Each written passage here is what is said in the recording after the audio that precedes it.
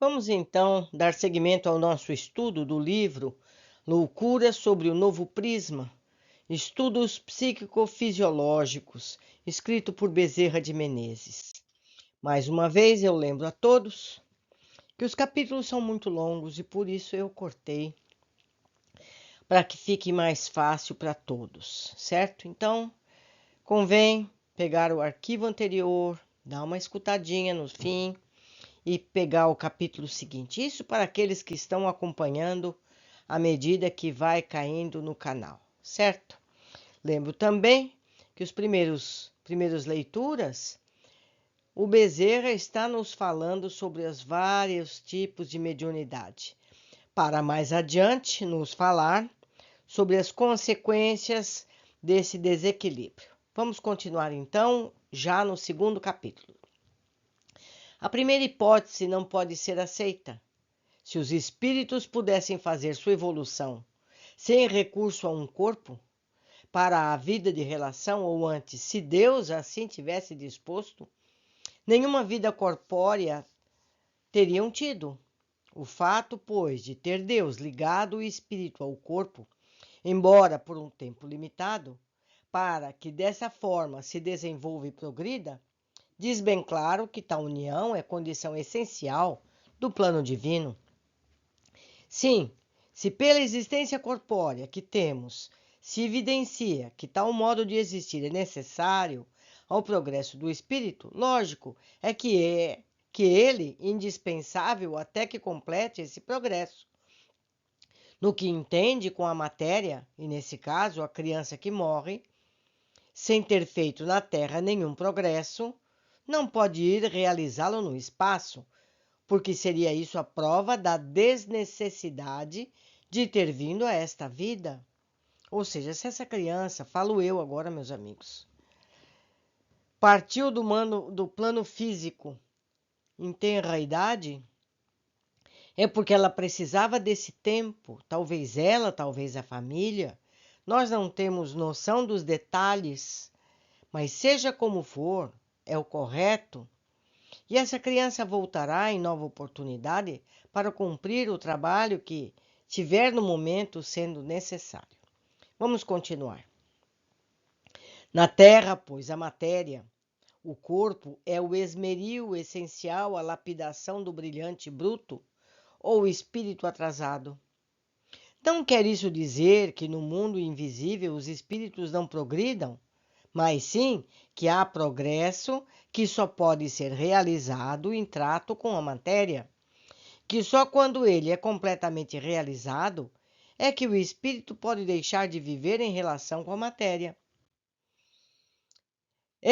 A matéria, é o esmeril, é o buril que nós temos, porque arrastando naturalmente o espírito à satisfação de desejos impuros, obriga-o à resistência, de onde a luta, e por ela o progresso.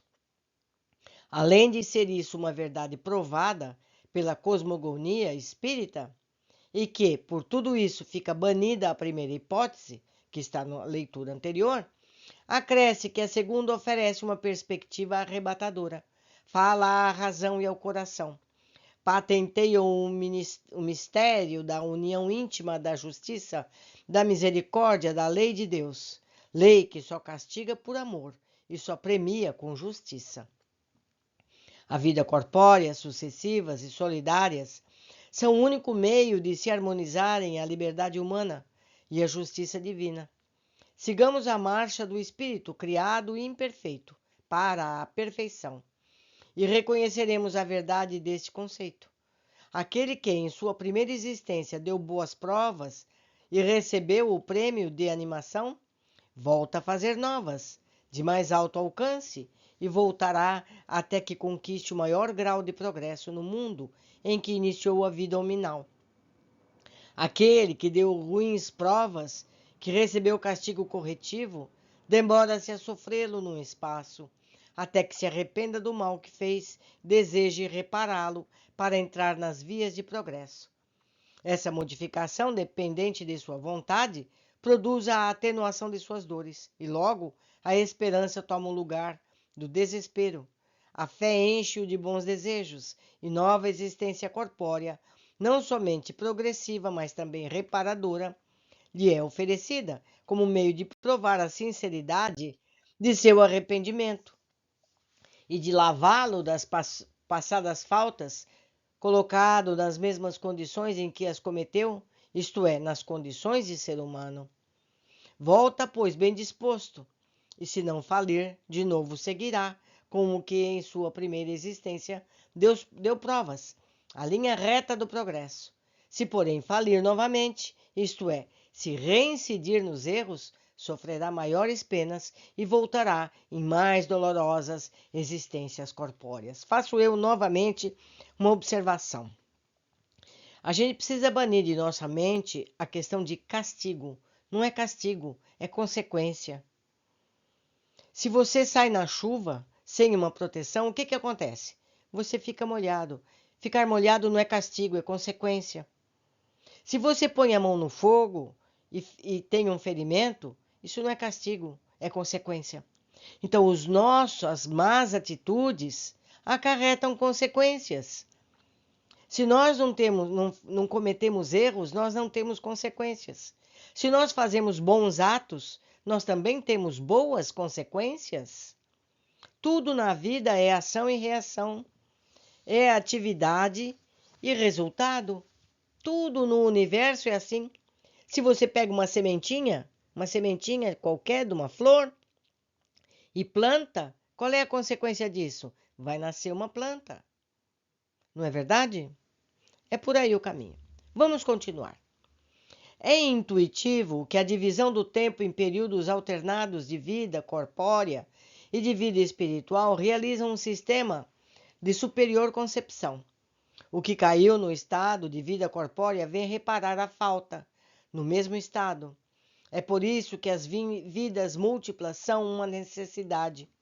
Se a reparação se fizesse sem o concurso do corpo, principal ator da queda, além de ilógico e irracional, pouco ou nenhum valor moral teria. E a magnitude desse sublime plano mais sobressai em razão da lei que apaga no espírito, desde que reencarna, a lembrança do que foi e do compromisso que tomou quando desencarnado. Isso que esquece para ter plena liberdade na prática reparadora, poderá ser-lhe patente na nova existência espiritual, desde que tenha conquistado merecimentos para ligar as duas existências, delituosa e reparadora. Vamos pensar. Nós temos aulas na escola. O professor ensina vários conteúdos. Como é que você vai saber se você aprendeu ou não? Você tem que responder sobre aqueles conteúdos sem o acesso ao livro. Aquilo tem que estar dentro de você, aquele conhecimento. É o que se passa. Nós, no plano espiritual, temos as aulas. Nós sabemos o que é certo e errado. Então, a gente volta à carne, tira de nossa mão o livro, que é o conhecimento que foi dado, para ver se nós somos capazes de agir corretamente como nos foi ensinado. Para vocês verem, tudo se repete. A vida na matéria é igualzinho na vida espiritual. Nós só precisamos perceber isso. Mas vamos continuar a leitura.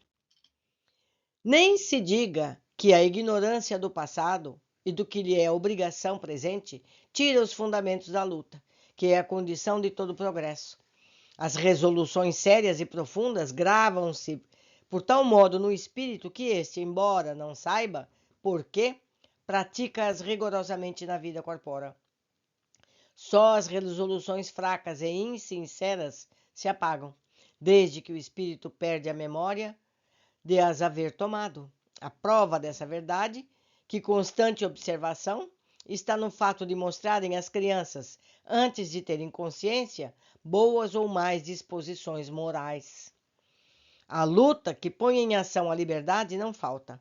Por faltar a memória do passado e a ciência do presente, o ser humano, o espírito, em provas pela reencarnação, sente no correr da vida e em seus variados lances um duplo arrastamento em opostos sentidos. Mas a gente sabe, né, amigos? Se a gente tem uma tentação, devo fazer isto ou aquilo, O nosso coração sabe o que é certo. Quando nós escolhemos o errado, é com consciência de que erramos. Continuando. Os sentimentos do passado, a que chamaremos natureza velha, arrastam com trilha seguida na existência ou existências condenadas. O propósito feito de emendar-se, a que chamaremos natureza nova, arrasta-o para o caminho da regeneração, pelo repúdio dos antigos abusos. É o que Mestre reconheceu, mas sem luzes para o bem compreender, ensinou que há no ser humano a alma e a besta. A alma está no ser humano novo, bem disposto a bater-se sempre com a besta. O ser humano velho, arrastado pelas paixões que o dominam. Se o propósito de se desfizer o mal feito não for sincero e entranhado, isto é, se o espírito, embora o acreditasse, não arrancou completamente de si os maus instintos que o dominaram, a luta entre a natureza velha e a natureza nova, entre a alma e a besta, tem toda a probabilidade de terminar pela queda e pela reincidência. Se, porém, o espírito renunciou sinceramente àqueles maus instintos, todas as probabilidades são em favor de seu reerguimento, da reparação, do fiel desempenho do compromisso tomado. Como quer que seja, não acaba aí nossa missão na Terra, porque se nos lavamos das faltas que fizemos, outras cometemos, porventura mais leves, que reclamam igual lavagem. O progresso por este molde pode ser lento, mas é infalível. Desde que um espírito criado em um mundo de iniciação tenha adquirido o máximo desenvolvimento que aí se pode alcançar, mediante maior ou menor série de vidas aí passadas, é chegado o momento de subir a um mundo imediatamente superior. Do que fica exposto sobre essa primeira fase da evolução espiritual, resulta já um fato bem digno de atenção. Uns espíritos seguem, sem desvios, ao alto destino humano, encurtando assim o tempo de sua viagem, ao passo que outros ficam, tempo esquecido sem caminhar, ou caminham por desvios que alongam indefinidamente o tempo da jornada. Não é, portanto, a maior antiguidade, mas o maior esforço dos espíritos que explica muitas vezes seu maior adiantamento. O caso, porém, é que desde que um espírito mais velho ou mais moço tenha adquirido o máximo saber e a máxima virtude de um mundo, sobe necessariamente a mundo mais adiantado. Aí será dos últimos, dos mais atrasados, intelectual e moralmente. Porém, de degrau em degrau, enérgica ou frouxamente, subirá ao fastígio do saber e da moralidade desse novo mundo, como já o fez no outro. Sócrates, Platão e muitos outros, que admiramos, nem foram criados com a elevação que ostentaram, nem a adquiriram na vida em que foram, com tais nomes conhecidos. Vieram ao nosso planeta de outros inferiores, apareceram nele fazendo parte das classes atrasadas, e foram com outros nomes em outras existências, subindo até aquele grau em que os conhecemos, e hoje, em que altos planetas habitarão? Assim, passando de mundo em mundo, e de um sistema mais atrasado aos mais adiantados do sistema, vai o espírito desenvolvendo sua perfectibilidade, vai se aproximando do altíssimo destino humano, até chegar a Deus. Há, porém, uma importante consideração a fazer sobre o modo por que os espíritos envolvem, desde a criação até a maior perfeição humana. Como vimos, eles vão sempre subindo, e à medida que realizam um certo grau de progresso, vão habitar em mundos correspondentes a seu estado de adiantamento. Dá-se, portanto, a mais perfeita relação entre a categoria dos mundos e de seus habitantes, de onde percorrem os espíritos em sua infinita ascensão, as várias categorias dos mundos, desde o mais atrasado até o mais adiantado. Ora, pelo que observamos na Terra, parece razoável concluir que os espíritos se purificam, até se limparem de toda a mácula da matéria, por meio de toda espécie de sofrimentos.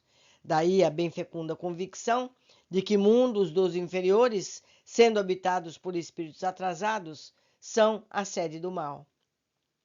São mundos de provações, são verdadeiras escolas entre os espíritos vêm fazer ginástica moral, e onde os que, não resistindo à atração do mal, se demoram até que se até que, avigorados pelo exercício, podem, revestidos de reais merecimentos à sua custa e por seu esforço adquiridos, subir à mais alta sociedade, para o qual entram por direito e não por favor.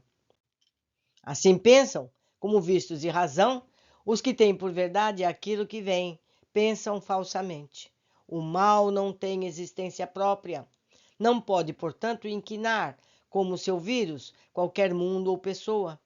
O mal é um modo de evolução do espírito com o calor, da evolução de um planeta. No princípio, a atmosfera do corpo celestes é incandescente. Com o tempo e à medida que seus corpos vão sofrendo transformações, o calor vai diminuindo até descer a uma temperatura suportável. E daí vai sempre baixando até as condições da Terra, em que os pontos mais afastados da elíptica, percorrida pelo Sol, resfriam e gelam.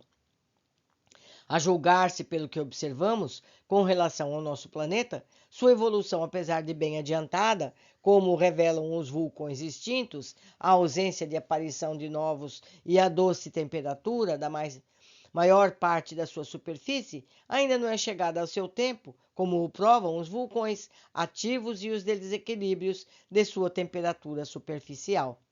A julgar-se, dissemos, pelo que aqui observamos, muito bem, que baixar a temperatura dos planetas, mas chegarem às condições de passagem a uma ordem superior.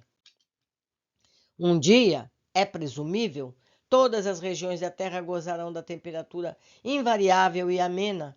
Sua superfície será naturalmente expurgada de todo elemento mórbido e dotada de elementos favoráveis à prolongação da vida de seus habitantes. Por outra, um dia, este mundo de dores e sofrimento se transformará em mundo de bem-estar e de gozo, onde os espíritos que aí encarnarem farão seu progresso, não mais entre lágrimas e espinhos, mas sim por entre sorrisos e flores. O que dizemos da Terra é que o tem sucedido e o que sucederá a todos os mundos que povoam o universo. O mal segue as mesmas graduações, ou ante os espíritos fazem que ele passe por análogas transformações. Enquanto o espírito é rude no princípio de sua evolução, seus instintos são materiais, de onde o desenfreamento de todas as paixões. Avançando em sua carreira, queremos dizer, avançando em sua desmaterialização, aqueles instintos se modificam à sua natureza, se corrige ao ponto de já ter consciência de que a felicidade não consiste no gozo material, na satisfação das paixões carnais, a ponto de já ter a intuição do fim para que foi criado. Avançando mais e mais, chega a compreender a diferença entre a vida espiritual com suas claridades e a material com seus precipícios e negros abismos. Desse ponto em diante, renuncia ao seu passado e abraça a clara luz, que não se extingue, e desde então vai sempre, sempre, sempre adquirindo maior intensidade e brilho. Abandona, enfim, os sentimentos de que emanavam como miasmas metíficos todas as infinitas espécies do mal. Não é, pois, este senão modos de evolução dos espíritos, enquanto atrasados. É como o fético que exala o indivíduo que não se lava, mas que não mais se sente, desde que ele se tenha ensaboado. Semelhantes os que se adiantam e limpam-se dos sentimentos que geram o mal, nem mais o produzem, nem mais podem ser por ele contaminados. Há, por consequente, duas fases bem distintas da evolução humana. A que se caracteriza pela preponderância dos sentimentos materiais e a que se caracteriza pela ausência de tais sentimentos, ou que as consiste no desprezo da lei e a que consiste na submissão da lei. Enquanto não passamos da primeira, progredimos, mas sofrendo, porque enquanto houver no espírito um mau sentimento, tem ele que arrancá-lo por dolorosa operação, visto que o antídoto do mal é a dor. Desde, porém, que passamos a linha que supera as duas fases e entramos na segunda, fazemos o progresso que não se limita a vencermos o mal que inoculamos, mas que se estende à glorificação do nosso ser, que reclama esforço eterno. Fazemo-lo gozando alegrias e felicidades, sempre crescentes, mas sem as nuvens que as ensombrem. Correspondentemente, enquanto percorremos a primeira fase, habitamos mundos mais ou menos atrasados, purgatórios ou infernos, se assim podemos considerar os de provas e expiações. Entrando, porém, na segunda fase, vamos habitar mundos mais ou menos adiantados, verdadeiros paraísos, cujas condições felizes requintam à medida que sobem, e nós subimos na infinita escala. Este período de progresso, sem amarguras, tem uma duração infinita, de modo que o espírito nunca cessa de subir. Assim, se nós gastamos milhares de séculos nos mundos inferiores, não tem fim a vida que teremos nos superiores. A perfectibilidade humana é, pois, um movimento eternamente ascendente, sem jamais chegar à perfeição absoluta, porque perfeito, em absoluto, só Deus, mas que chega a um estado deslumbrante no qual, do que fomos da terra, só aguardamos a essência apurada e depurada. A perfectibilidade humana chega a um grau tão elevado que não há para o espírito ponto escuso no plano majestoso, ainda para nós quase completamente misterioso, na criação universal. Em cada degrau da infinita escada, rebentam o nosso ser faculdades novas que possuímos latentes e que nos são instrumentos para devassarmos novas e arrebatadoras relações da criatura com o Criador, o ser humano com a natureza e com Deus. Antes de termos ascendido à Terra, no tempo em que vivemos em mundos mais atrasados, não usávamos, porque não nos era oportuno, de todas as faculdades que aqui nos são apanágio, e nem sequer suspeitávamos de que as possuíssemos. Também por isso nunca tivemos a perspectiva das grandezas que esmaltam o panorama que hoje descortinamos. Eu quero aproveitar a oportunidade para contar uma coisa para vocês. Há muitos anos, muitos mesmo, o Dr. Bezerra de Menezes, que está nos falando tudo isso, ganhou a possibilidade de ascender a mundos mais elevados. Sabe o que ele disse? Não, eu quero ficar aqui na Terra com os meus irmãos enquanto houver uma pessoa precisando de minha ajuda. Veja que tão grande alma é essa do Dr. Bezerra de Menezes. Então ele continua aqui entre nós, nos seus planos espirituais, ajudando-nos a todos com material, com vibrações, com socorro, com ajuda de toda a natureza, para que nós possamos também evoluirmos e subirmos junto com ele para planos mais altos. Por hoje ficamos aqui, aguardo todos vocês na continuidade de nosso estudo. Abraços!